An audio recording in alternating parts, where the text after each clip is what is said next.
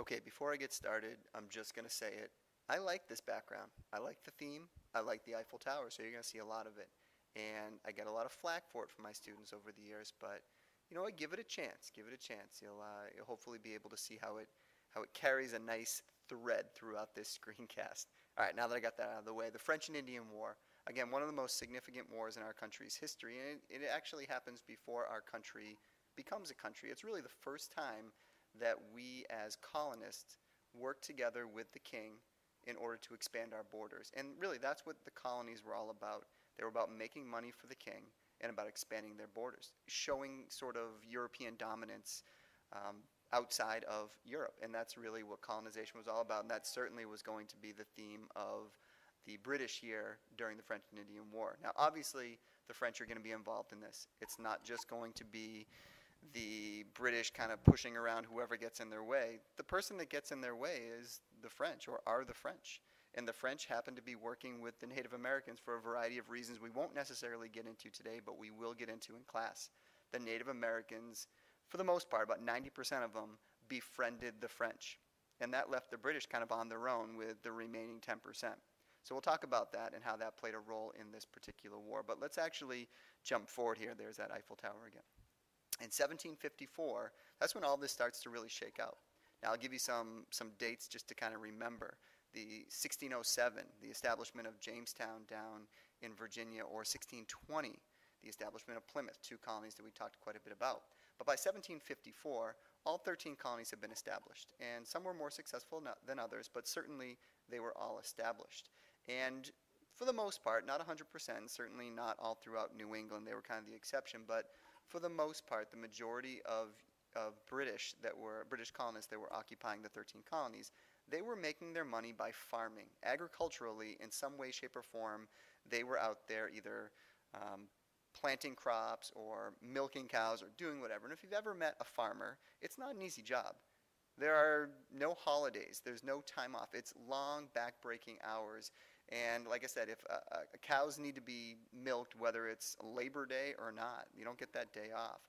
And crops need to be watered and harvested, whether it's Memorial Day or not. So the bottom line is it's long, laborious, hard work that there's really no rest for the weary. But in 1754, we were seeing on the other side of the Appalachian Mountains, the British were just to the west of the Appalachian Mountains, they were seeing or hearing rumors that the French were working far less than they were, not doing that back-breaking labor and making substantially more money. What they were doing was they were trapping, skinning, and selling fur animals. They were involved in the fur trade, which was very profitable in the 17 and even into the early 1800s. Now, the way in which you trap fur, or the way in which you get involved in this fur trade, is you lay out traps. Then you go home, you kick your feet up, you take a nap, watch some TV if it existed in 1754, which it didn't, but relax and just kind of hang out, and then come back and check your trap. If there's an animal there, great. You take it out. It's dead at this point, probably bled to death. You bring it back to your little shop, you skin it, and then you sell that hide, that fur, to a local fur trader who now is going to bring it over to England or France or wherever and sew it together and make a fur hat or a fur coat or whatever. The bottom line is you can make a huge profit by doing very little work, at least in the eyes of the British. They saw what the French were doing as not very hard work, especially compared to what they were doing. So the Ohio River Valley, it was very dense, forested area, very lush area, lots of rivers running through it, and lots of fur animals. And so it was really the French who had monopolized the fur trade there, and the British wanted to tap into it. So it was not just the Ohio River Valley, but it was the competition that the Ohio River Valley brought from the French that the British didn't like. So in 1754, they want to do something about it. So enter, voila, George Washington. Again, this is not the typical picture you see of George Washington. It's not the picture you see on the $1 bill. It's actually a picture that was done not too long ago and submitted to the Mount Vernon Ladies Association, who they are the ones in charge of George Washington's estate. You read about Mount Vernon this summer. You're going to go there hopefully in the next couple of weeks in Washington, D.C. What you'll find is that they've totally revamped that museum. I'm not going to spend a lot of time talking about it right now, but this picture was actually one of great controversy because many people said that this painted George Washington in a very quote-unquote sexy way. I know that sounds kind of funny. We don't think of George that way, but that is what the Ladies Association, the Mount Vernon Ladies Association, they wanted to portray him in an accurate manner, and so they did all sorts of crazy studies and tests to figure out what his bone shape might have been at the age of 20 and 30 and 40 and 50 and all the way up. But again, it's just another look at one of our great American heroes. I'm done talking about the sexy George Washington. All right, anyways, at the age of 22, George Washington was very eagerly and ambitiously looking at the French and Indian War as an opportunity to advance himself. He was always someone who wanted to be better than he was. He always wanted to be more educated. He always wanted to have a higher rank. He always wanted to be as gentlemanly as possible. And he went out and he read up on these things because he wasn't as educated as some of our other founding fathers that we look at. But George Washington was certainly someone who was, if nothing else, ambitious. And so he looked at that French and Indian War as just that, an opportunity to go from land surveyor, which he was at 19, a job that would serve him very well down the road in the American Revolution because he knew the land very well. So go from land surveyor to, a colonel in a very short period of time, entering the British Army at a very young age, at a very low rank, but then working his way up. And eventually, of course, we all know him as the great American general during the American Revolution. So again, we'll see George Washington sort of rise through the ranks very quickly, which happens sometimes during war, for reasons that sometimes they're ambitious and sometimes just everyone above you dies and they need to be replaced. And if you survive, you work your way up the ranks. So George Washington kind of was lucky, but he was also very ambitious.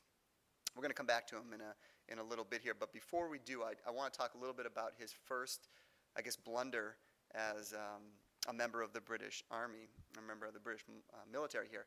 What he does is he is given orders by a general named Dinwiddie, and we'll talk about the words necessity and Duquesne. Yes, that's how you pronounce that French fort up there, Duquesne. But the idea of George Washington given direct orders by his general, the general of the Virginia militia here, to go over into French-occupied land and basically tell them to move. And if they don't move, then they will be attacked. Well, of course, this was funny to the French when they see this young 22-year-old man, George Washington, crossing over basically in this suicide mission, crossing over into French lands, knocking on Fort Duquesne, one of the largest forts in the Ohio River Valley, knocking on the door and basically saying, you guys need to leave. Now, you can imagine how silly that would look. George Washington had a couple hundred men behind him, but inside Fort Duquesne were a couple thousand men, and again, much more prepared for war than Washington and his men would have been. So what Washington does is he thinks this is going to be a smart move here. He is going to swat the bee's nest. That's what I always like to think about with Fort Duquesne. Again, if you ever see a bee's nest up in a tree and you take a swat at it when the bees aren't looking, you might be able to knock it down, but you better be sure that you kill every bee inside of that nest, because if you don't, they're going to come out and they're going to be mad. So when Washington tries this surprise attack on Fort Duquesne, when he realizes that they're not going to move, he goes and he swats the bee's nest. He puts on a pretty high-powered barrage of the fort. It's not all that successful, but it's Washington trying to prove that he is a leader. So he swats the bee's nest, he attacks Fort Duquesne, and then realizes that this is a bad idea. So what I'm forgetting to tell you is prior to doing this, he builds a fort, and it's in the bottom left-hand corner here. This is Fort Necessity.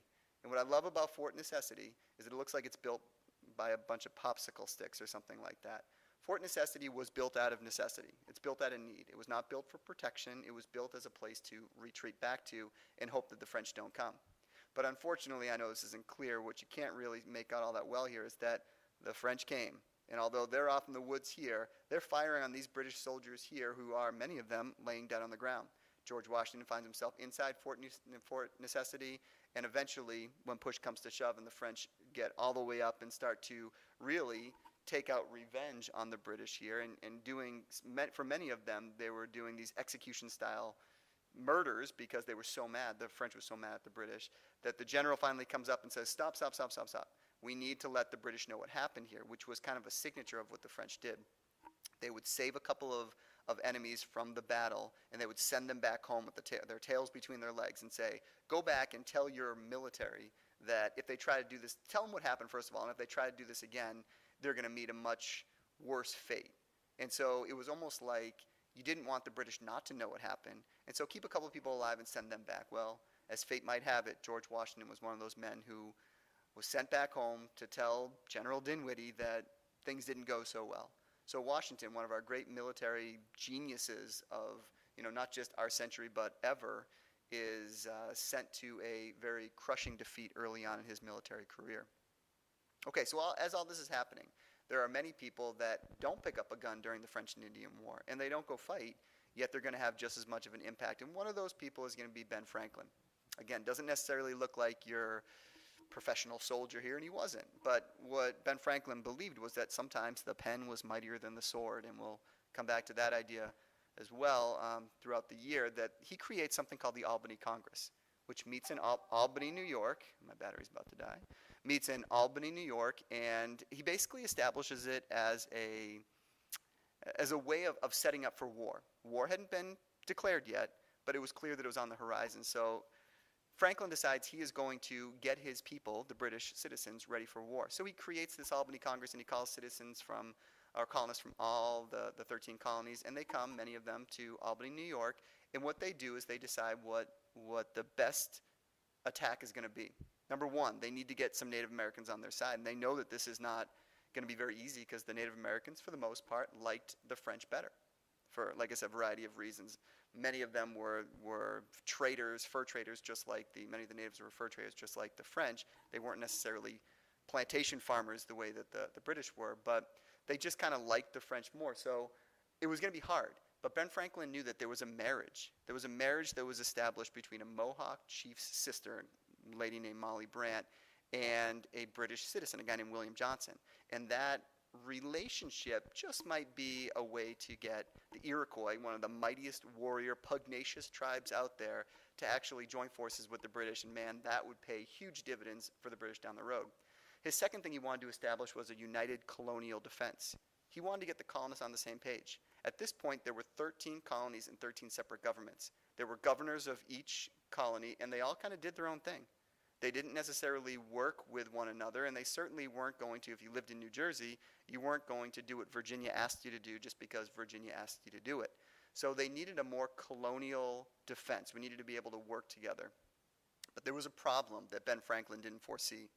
When he basically decided the fate of the Iroquois, which seems kind of strange, what happens is the Iroquois, they weren't invited to the meeting, the Albany Congress, and so they feel kind of snubbed.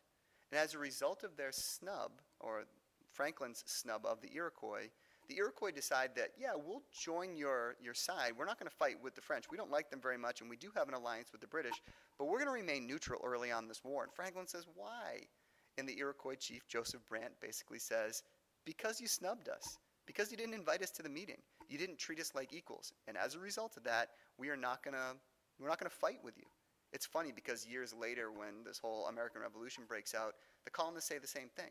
You didn't give us representation in Parliament, and you taxed us. You taxed us without representation. And because of that, because you didn't invite us to the meeting, we're not going to be part of your country anymore. We're going to rebel against you. So it's interesting. It's a little foreshadowing, I guess, down the road. But the Iroquois, keep them in mind because they will play a major role in this war.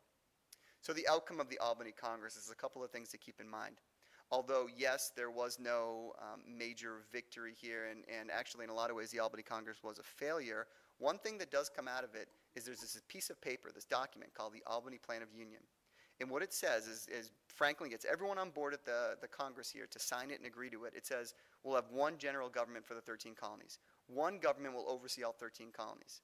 Again, it makes sense, right? You'd be able to work together, respond quicker, especially in wars. You don't want to have to negotiate amongst your own people and sort of talk things out. You just want to make decisions.